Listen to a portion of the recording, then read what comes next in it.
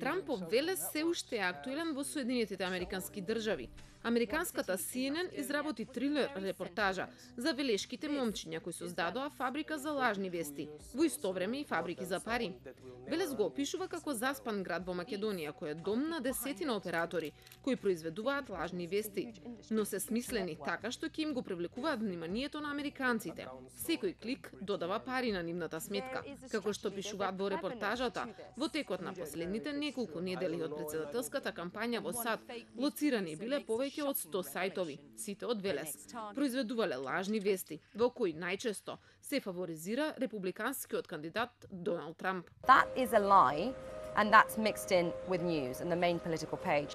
And someone in the US could potentially be influenced by that. Ама рецептот на Велешани го сготвија и други, но не за пари, туку за пропаганда. И тоа за предвремените парламентарни избори, кои се одржаа во декември минатата година. Интернет просторот беше преплавен и со ново регистрирани сајтови и со лажни вести.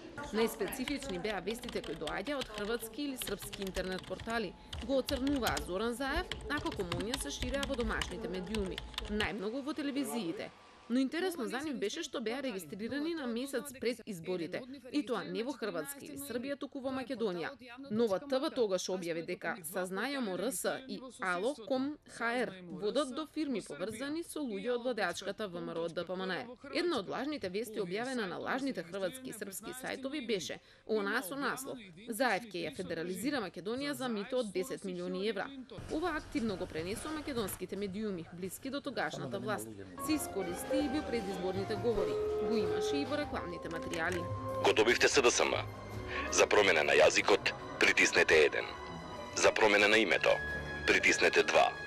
За промена на знамето, притиснете 3. За федерализација на Македонија, одберете 4.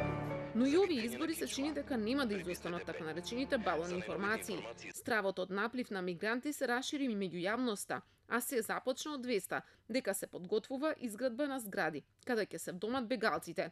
Се собираа потписи против, се бара референдум во секоја општина. Почна во Скопски аеродром, ама се актуализираше и насекаде.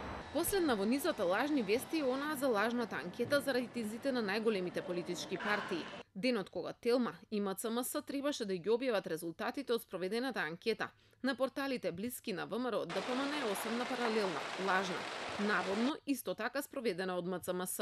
Во обид да го дискредитираат истражувањето и да ги извртат резултатите кои за прв пат прикажуваат пресврт во рейтинзите во корис на СДСМ и Заев, а на сметка на ВМРО ДПМН и Груевски.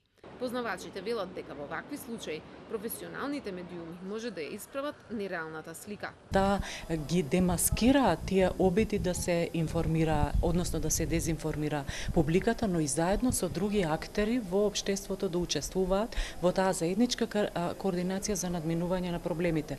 Младите велешани сега активно се подготвуваат за следните избори, но во Америка во 2020-та.